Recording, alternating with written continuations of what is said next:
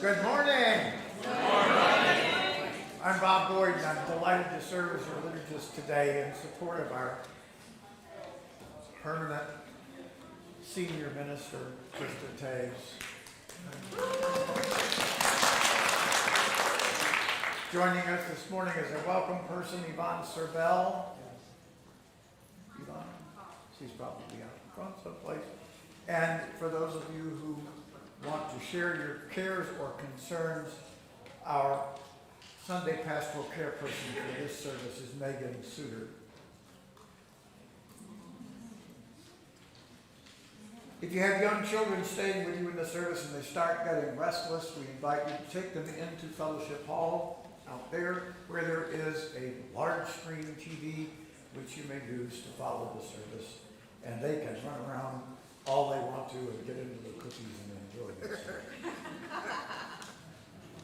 As we continue to develop our sense of ourselves as a beloved and welcoming community, I invite you, if you wish, to join me in our welcome today by responding with "You are welcome here" at the end of each statement. Ready? Ready.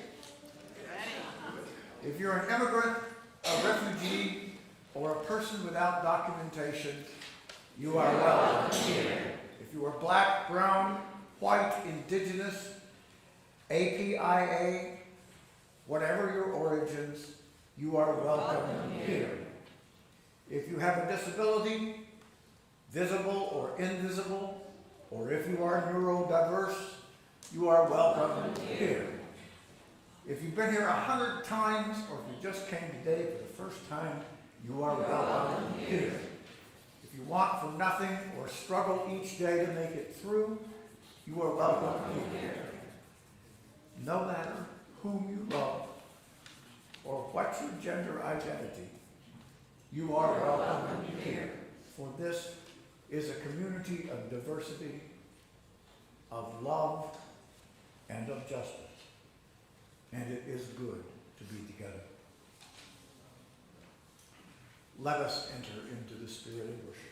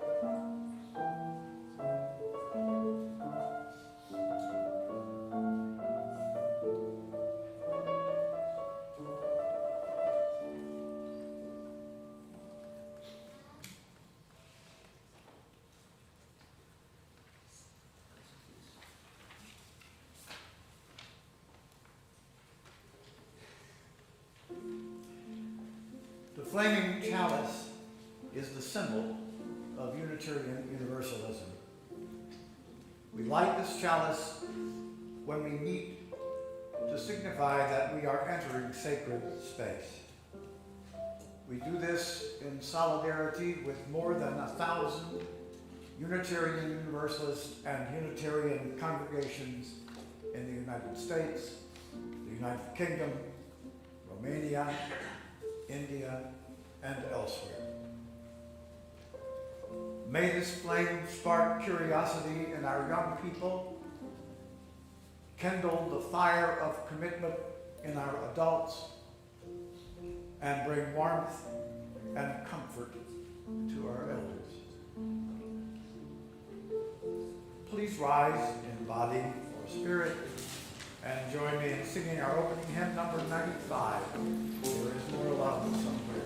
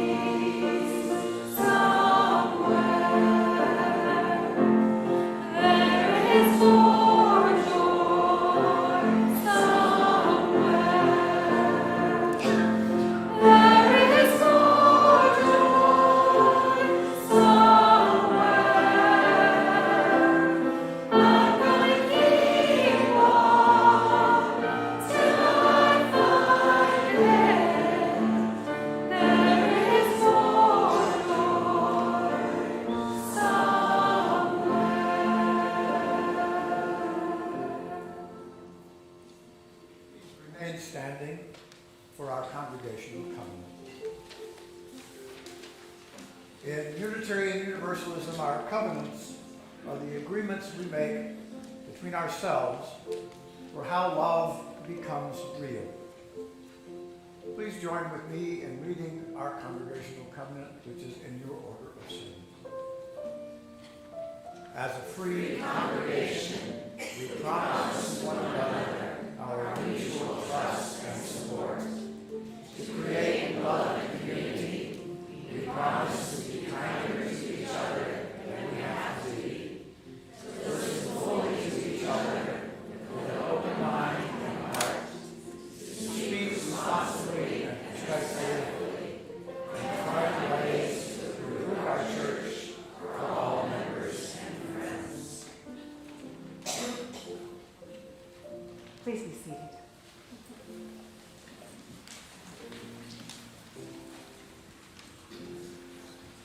I would like to invite all the children and those young at heart to come forward for our wisdom time because we have a very, very special person speaking with us today.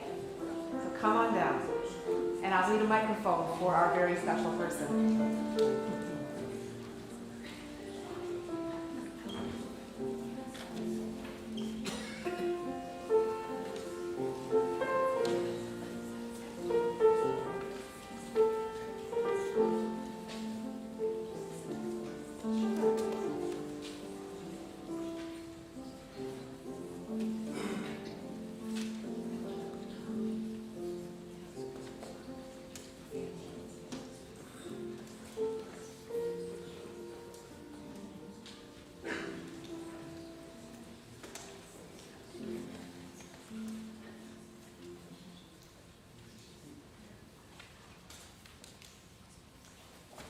Our very special guest, not a guest, actually, our very special person today is the last remaining founder of this congregation, Kirkwood.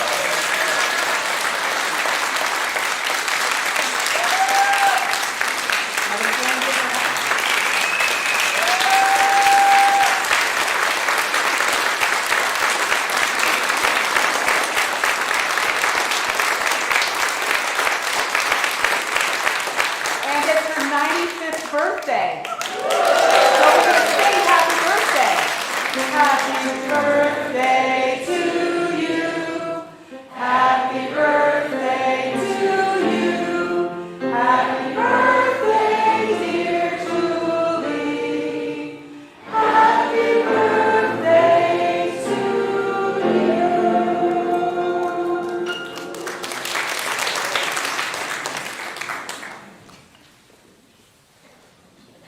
So the reason that Julie is up here is to talk to us all about how religious education happened in this congregation when it was first started. When did you come to Eliot Chapel, Julie? What year was that? Hold the microphone up. 57. 1957. And she's going to talk to us about how she helped to create the religious education program that you have today. And then you have a chance to ask her some questions. Anything you're curious about what's happened in this church since 1957. It's a long time ago. So Julie, yes? She is going to tell us a story today, rather than reading a story, but thank you for your question. Well, when we first came to this church, this was all there was here. We bought it from the Grace Episcopal congregation, which was building a new church down the street, and there was no place for RE. There were no rooms. There was just this big place, and the people that were in our congregation said, we have to have a place for the children because we were meeting in the Y, 2 blocks away. Sorry. So that was the first thing that happened after we bought this church, was we had a building program to build a place for the children. And tell us about the programs. What kind of classes did you offer, and how did that happen? Well, we had, one of the things we had was Martin and Judy, stories about Unitarian children. And we had another program called Church Across the Street, which was to help the young people know about other churches and how we were different from them. And that, I think, was a very important one for this young lady here, who's my daughter. And she took part in that program, as did a lot of people. And one thing I should say, other than about RE, is in order to be a church, we had to have 50 people. So when we finally arrived with 50 people in our congregation, we could become a church. So I'm here as just one of those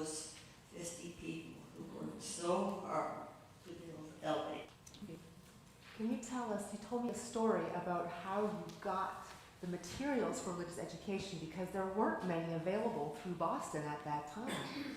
There were some, Mm-hmm. and Reverend Michael Hennon was one of the people in the RE program when I was the RE director, and he still talks about Martin and Judy.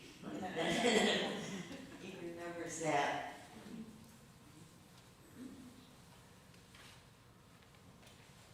Does anyone have questions? All right. I knew you'd have a question, Mozzie. What's your question?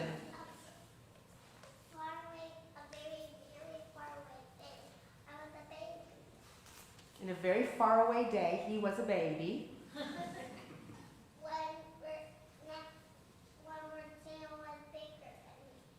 Mm-hmm. Yeah, your sister's bigger than you. Do you have a question for Miss Julie? No. Okay, but we're really happy to know that you are here, and so is your sister. Any other questions that you might want to ask Miss Julie? Yes. Did anyone how did this church get built? Addie wants to know, how was this church built? Well, the RE part of the church was built after we bought this church. And it was 4 rooms that are off to the side on this level, and there was no basement. Just 4 rooms, yeah. Just 4 rooms. Just like your 4, that is right. And then, Okay. as we got more members and more children and needed more space, well, we built more rooms, so there was more room for the children. Does anyone out here have questions for Miss Julie? Yes. How did you decide on the name? How did you decide on the name of the church? The name of the church, that's very interesting, and if you have not ever studied the life of William Greenleaf Eliot, you certainly should, because he was a Unitarian minister who came to St. Louis and was very influential here. He helped to start Washington University and many other important things in the St. Louis area. So we were named for him because of the wonderful things he did here. Do you have any favorite memories from Eliot over the years? She asked, do you have any favorite memories of Eliot? I think the favorite memories are always of the people. And there were so many people who worked so hard. Just off the top of my head, I remember Joe and Nikki Tanaka, who were really important in getting the church started. And one of Joe's dreams was to get rid of the organ, which was a big block up here, and it wasn't working anyway, and to open up the church because he always wanted us to be a part of the world. Thank you. And we have one final question. Were there any major setbacks in the process? Were there any major setbacks? Oh, there were lots of major setbacks. One time, this building burned, and the inside of it was totally gone. It had to be rebuilt, and here it is today. Wow. Yeah. Wow. Well, Julie, we have a present for you for the Children's Library. And these are 2 books. One's called Love Always Everywhere, which is one of the things that you have modeled to children in this congregation for a very long time. And this other one is called We Are the Builders, because you are one of the builders of this congregation. And so for your love of the children, we're putting this in the Children's Library. So all of you have a chance to read these books. Thank you so much.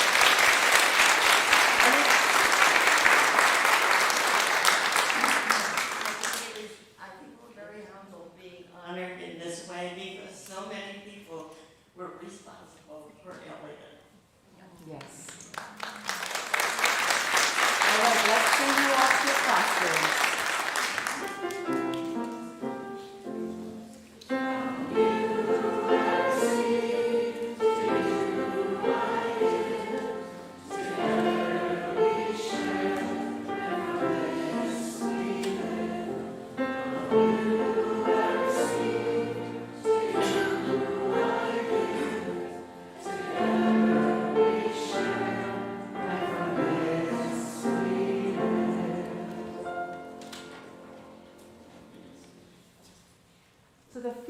this month is repair.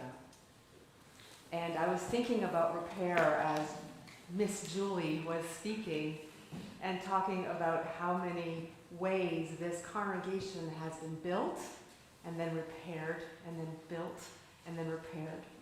So today's meditation is about practicing repair as a spiritual practice. And I invite you to join with me in the spirit of meditation and prayer as you are willing and able. Sit in a way that you feel grounded as you do and centered as you are. And as always, as you are willing, we'll start with 3 deep breaths to bring us fully into this space.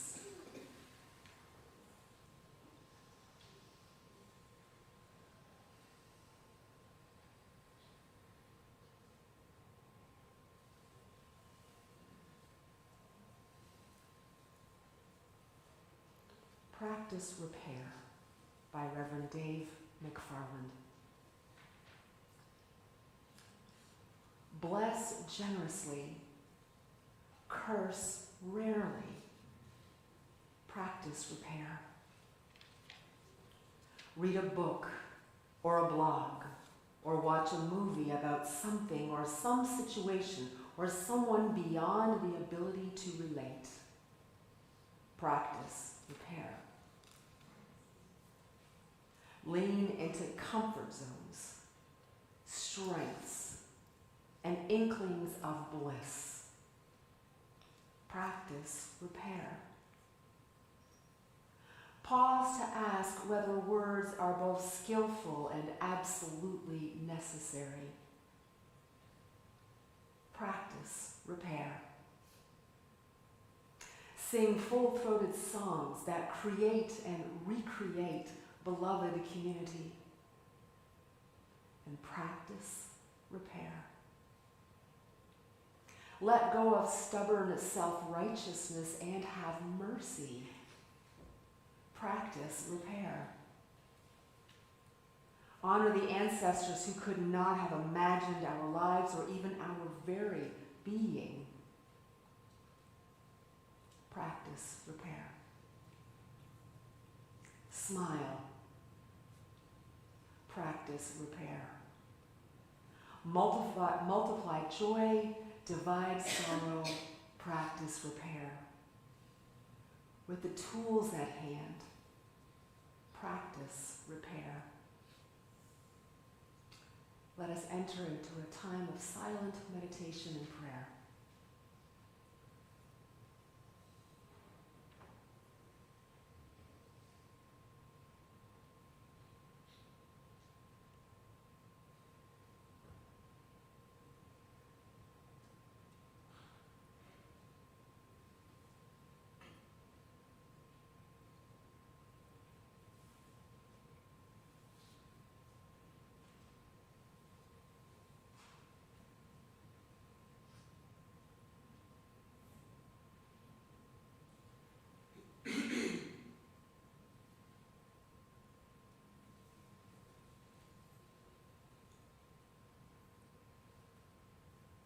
Let us speak the names of those we would hold in the crucible of this community's love and care.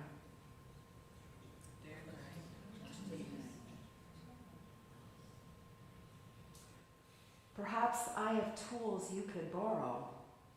Perhaps you could lend me from yours. And together, we can practice repair. Amen and blessed be. I invite you to stay seated for our meditative hymn, number 1045, There is a Balm in Gilead.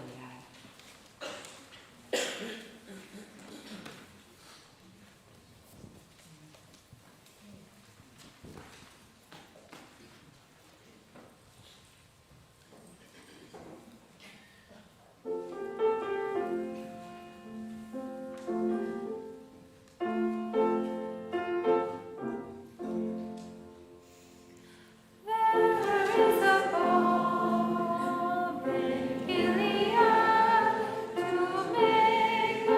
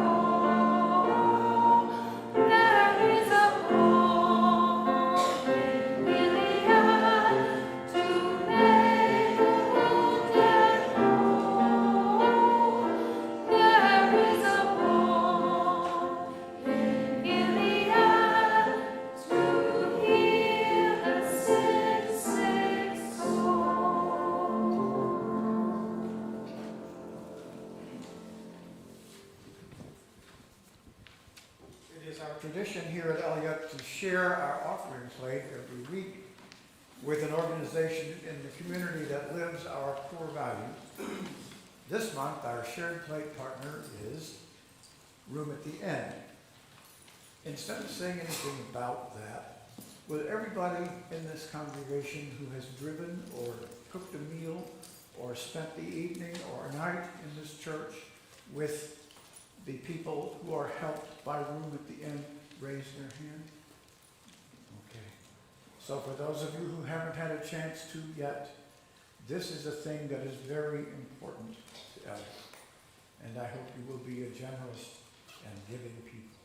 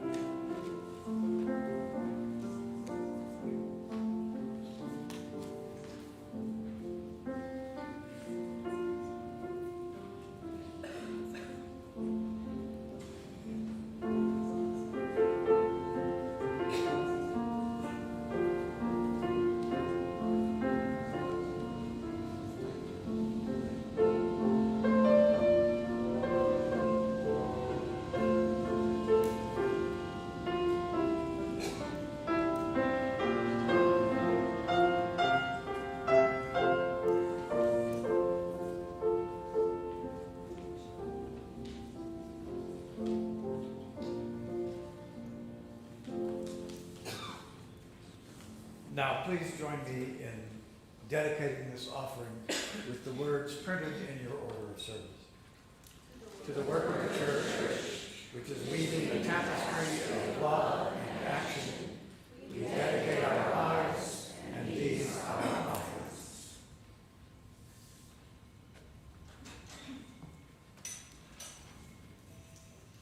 This morning's reading is by Ashley Jones.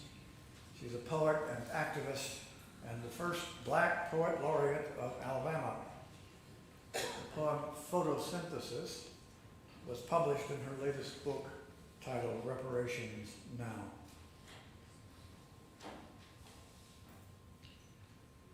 When I was young, my father taught us how dirt made way for food, how to turn over soil so it would hold a seed, an infant bud, how the dark could nurse it until it broke its green arms out to touch the sun. In every backyard we've ever had, he made a little garden plot with room for heirloom tomatoes, corn, carrots, peppers, jalapeno, bell, and poblano, okra, eggplant, lemons, collards, broccoli, pole beans, watermelon, squash, trees filled with fruit and nuts, Brussels sprouts, herbs, basil, mint, parsley, rosemary, onions, sweet potatoes, cucumbers, cantaloupe, cabbage, oranges, Swiss chard, and peaches, sunflowers tall and straight-backed as soldiers, lantana, amaryllis, echinacea, pansies and roses, and bushes bubbling with hydrangeas. Every plant with its purpose. Flowers to bring worms and wasps. How their work matters here. This is the work we've always known, pulling food and flowers from a pile of earth. The difference now, my father is not a slave, not a sharecropper. This land is his, and so is his garden, and so is his work. The difference is that he owns his labor, the work of his own hands, for his own belly, for his own children's bellies. We eat because he works.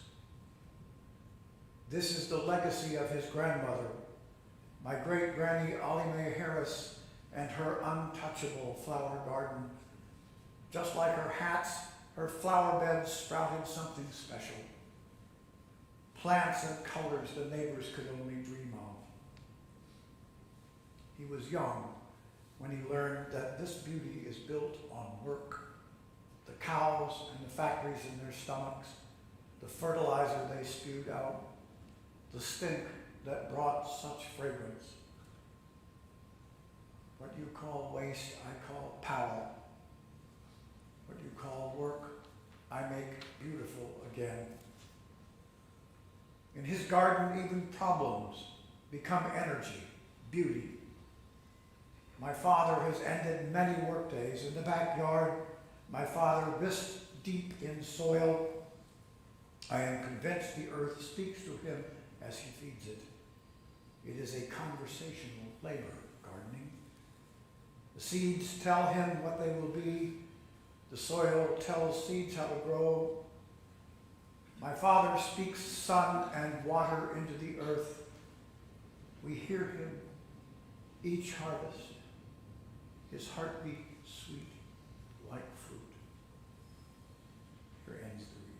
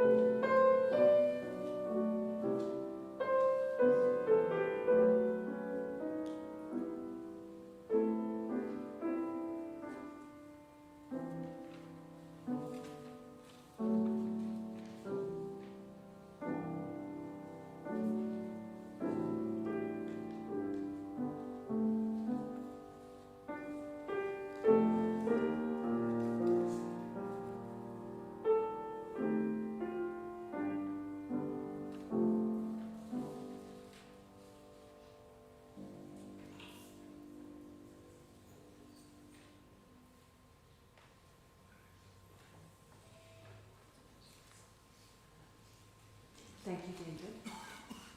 And thank you, Bob.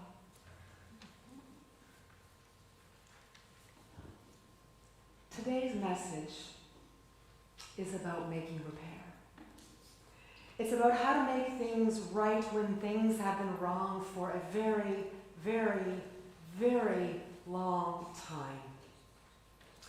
At this time in our nation, knowing our stories, all of them, is so important because we're back in a place where our democracy is in danger. And one of the tools of authoritarianism is controlling information to weaken people's trust and awareness of what is right and true. The struggle for democracy is happening in the stories that tell us who we are as a nation. Now, the version that most of us learn in school is one way to tell the story of our nation. But there were a lot of stories missing. Sometimes the stories missing are sadder or more troubling and more uncomfortable, which is why there has been a backlash to telling these stories in our schools. They reveal the things that have been wrong for a long time. Sometimes they even reveal that the stories we learned weren't so true. So the America that we thought we could trust in isn't true either. And that's a lot to take in. Now, in Unitarian Universalism, we take truth very seriously. So seriously that if a truth is revealed that shows a flaw in the assumptions we make, we are called to adapt our theology, sometimes actually to rewrite our theology and our spiritual practices to include that truth. That is one of the ways that revelation happens for us. Revelation is not sealed. Revelation is continuously evolving, and the evolution of truth is a carrier of revelation, which we endow with the sacred. Truth is also a source of resistance. Last week, we introduced Timothy Snyder, the historian who just released the book on freedom. But a few years ago, he published on tyranny and offered 20 ways to resist authoritarianism. And here's one of them. Believe in truth. To abandon facts is to abandon freedom. If nothing is true, then no one can criticize power because there is no basis upon which to do so. If nothing is true, then all is spectacle. And have we not experienced that on the national level and even on our state level and in our municipal level, where all is spectacle, everything is a show, and the biggest wallet pays for the most blinding lights?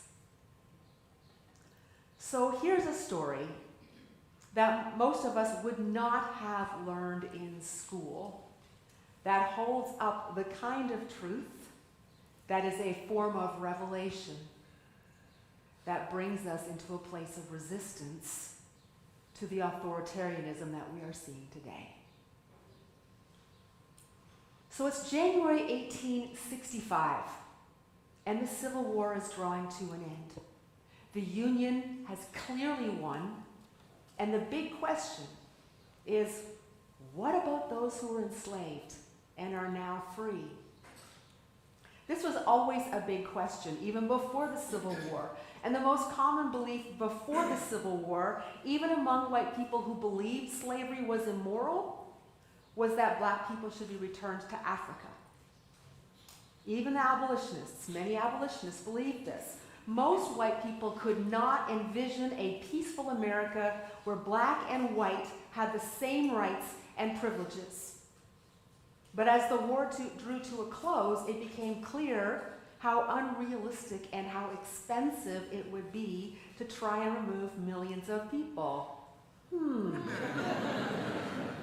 Sound familiar? That's exactly what the incoming president has promised to do in regards to over 11 million people who call the United States home.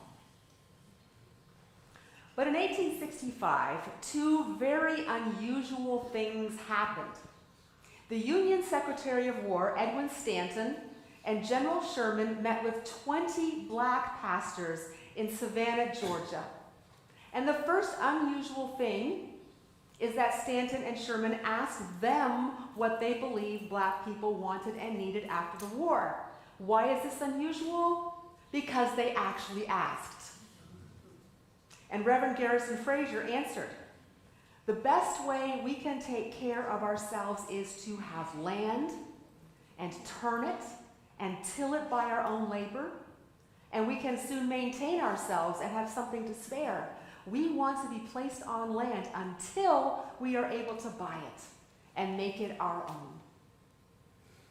And then came the next unusual thing. Stanton and Sherman listened. 400,000 acres of plantations on coastal land were seized, and any formerly enslaved people could claim 40 acres. And because the war was ending and the army no longer needed mules, many of them were handed over too.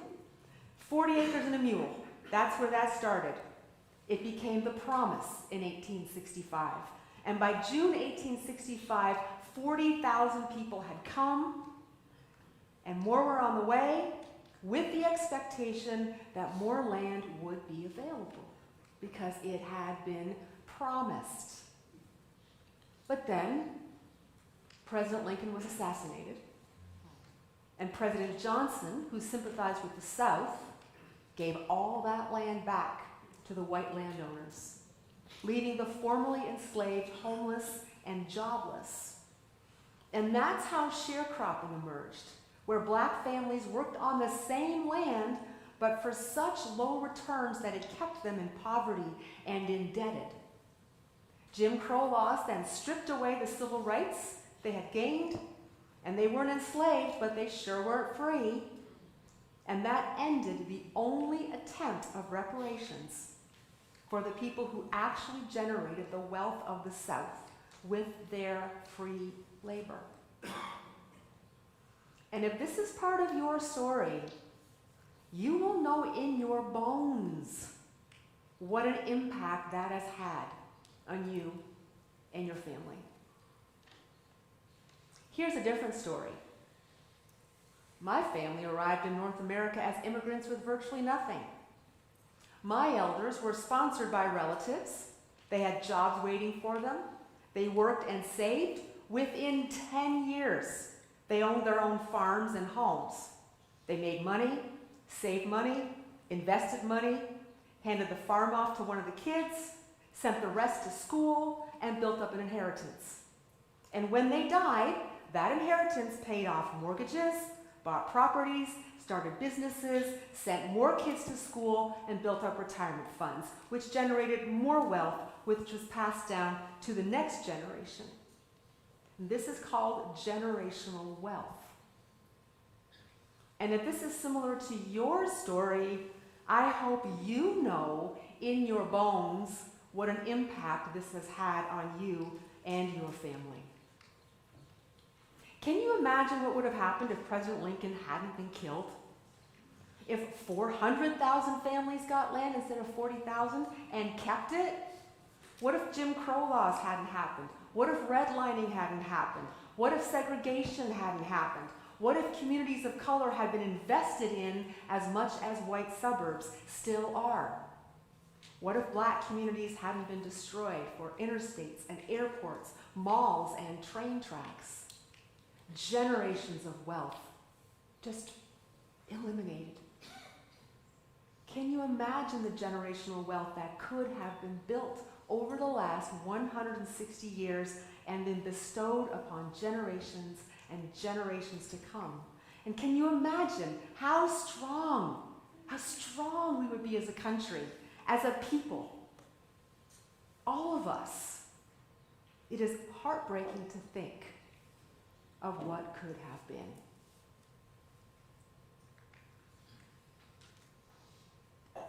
Instead, generations of black families were unable to build wealth, much less pass it on. And that's why there is a huge gap between the accumulated wealth of white people and black people. That's the thing that's been wrong for a long time, a very long time. And it's a story that a lot of people don't want to hear and don't want to believe, because what then? Right? In our super individualistic society, we all like to think that we built ourselves up, but we didn't. In our super individualistic society, those of us who have been unable to build generational wealth are judged from within and without. And for those of us who benefited from generational wealth, what really belongs to us? Is it really ours? Those can be scary, threatening questions. Is it any wonder that these stories are trying to be scrubbed from our textbooks and what children are taught about this country? Now, why am I telling you this today? You may be thinking, come on, I still haven't recovered from the election. I'm in pain. I'm terrified. I'm depressed. I'm angry. I'm resentful. I want to crawl into a little hole for the next 4 years. Why are you telling this hard story when we're all in a hard story now? Well, yes, my friends, we are living in a hard story. And please trust that there will be times in this sanctuary that it will be a place of comfort and consolation, to tend our broken hearts so that we can get up again and take the next step. Don't worry, lots of that is going to happen here. But we are also called to do something. Who said that in the last list? Who was that? Michelle Obama. Right? Do something. And as we move into a dangerous time for our democracy, some of us will be able to shield ourselves much more than others. Some of us will be much more vulnerable. Now, in 2018, this congregation voted to be a sanctuary church for those in danger of deportation. So part of our calling, I believe, in these next years is to expand our understanding of sanctuary to include all who will be the most vulnerable to what's coming. Since 1865, Americans from all walks of life have been trying to find ways to make things right. How do we make repair in light of this story of generations of stolen wealth? It's called reparations. Another word that scares the living bejesus out of a lot of people. Reparations. It's almost been made into a swear word in places in our society, right? Reparations. Well, one of the ways we can resist the authoritarianism we are about to experience is to ensure that the most vulnerable are protected. And economic security is a form of protection. Economic security is a form of protection. Reparations involves concrete actions to restore the wealth that has been denied to those who have been systemically deprived of generational wealth because of the choices made by our governments. Reparations is more than saying you're sorry, although it's part of it. It's more than educating people with the right stories, but it's part of it because all of that prepares the seeds in the ground for what reparations is ultimately about. It's ultimately about the bottom line. Implementing policies and actions that put money and resources back into the hands of those who were robbed of what was rightfully theirs. So how do you do that? $1 million question. Literally million, billion, $trillion question. So as we move towards January, I want to share some ways that we are already making reparations and ask what's next. Let's start with our shared plate partners. Every Sunday, we give half our offertory to local nonprofits that offer literary programs, services for homeless and marginally housed people, food banks, and advocacy for policy changes that impact marginalized communities. Many of our partners also employ people of color, and people of color are overrepresented in those who need the services of these organizations. So supporting these organizations is a form of reparations. We are literally transferring money from our pockets to those pockets. Now, how can we afford this, you may be wondering? We trust you, our members and friends, to make good on your pledges so that we don't have to depend on the offertory like we used to. Your commitment to this church's financial strength frees us to give away a chunk of our abundance. When we need to hire a contractor, we invite Black-owned businesses to submit bids. We often provide our facilities at no charge or reduced charge to nonprofits that serve marginalized communities. When we're hiring, we work our connections and we build those connections so that our postings go further than the usual listings. We make sure we interview a wide range of candidates. Many of us have done anti-bias training to ensure that we're better able to assess someone's potential. And if a candidate of color and a white candidate have equal qualifications and skills, we choose the person of color. These are concrete ways that we are putting actual money back into the community. That's reparations. Let me give you some other examples. In Evanston, Illinois, the city has implemented a reparations fund for grants to African Americans for home improvements, which is a concrete way to raise property values, which impacts credit ratings and access to financing. The Evanston Interfaith Clergy, representing 18 congregations, raised $942,000 for that fund. And the Unitarian Church of Evanston raised $45,000 of those dollars and put it into that fund with goals for more. Some of our older congregations in the Northeast have massive endowment funds established in the early 1800s by wealthy Unitarians who owned businesses that transported and processed products from the South. Today, some of those congregations have given away chunks of their endowments or a portion of interest earnings every year to organizations that invest in marginalized communities. See, there's concrete ways to do this. What would it look like if each one of us included reparations as part of our spiritual practice? Maybe you can schedule a monthly payment for the shared plate so you can make your contribution whether you attend a service or not. When you're needing services of any kind, healthcare, maintenance, financial services, after-school activities, consider where you look for that service. Where do you shop? What professional services can you offer pro bono? We're a congregation filled with professionals, teachers, lawyers, financial advisors, computer engineers, child care workers. What can you do together as a family so that reparations becomes part of your children's spiritual practice? If you pay for a music streaming service, find local artists from marginalized communities who never get the airtime. Put them into your list so that they get those royalties every time you listen to the music. Simple ways of concretely transferring wealth to marginalized communities. Not only is this the right thing to do, not only is this honoring truth, it is also a form of resistance against the authoritarian intentions that are coming our way that will try to dehumanize all of us, but some of us more than others.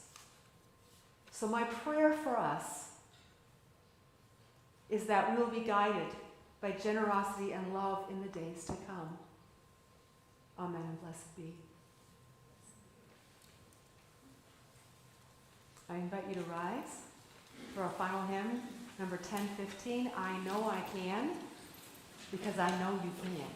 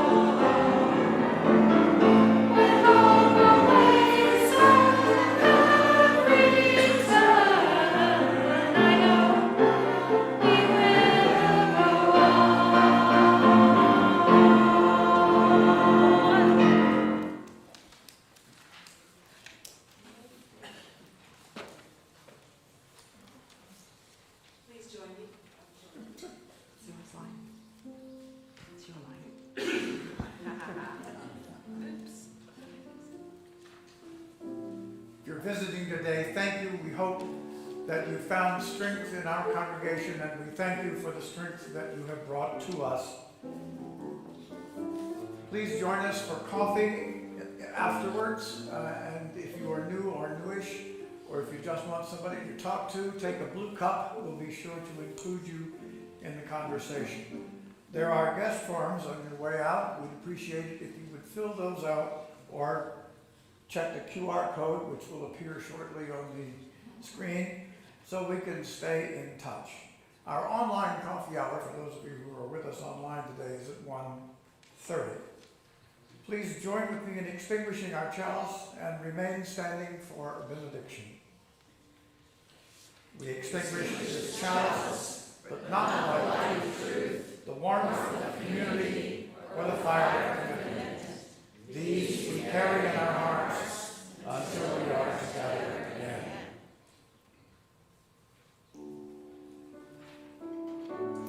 Peace for you wherever you may go. Sustain the hope of faith and love you come to know. Go in peace, bring hope to hearts that yearn.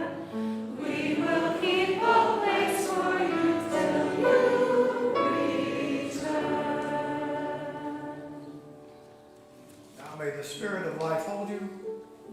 May love bless you, and may joy find a place in your day. Vaya con Dios.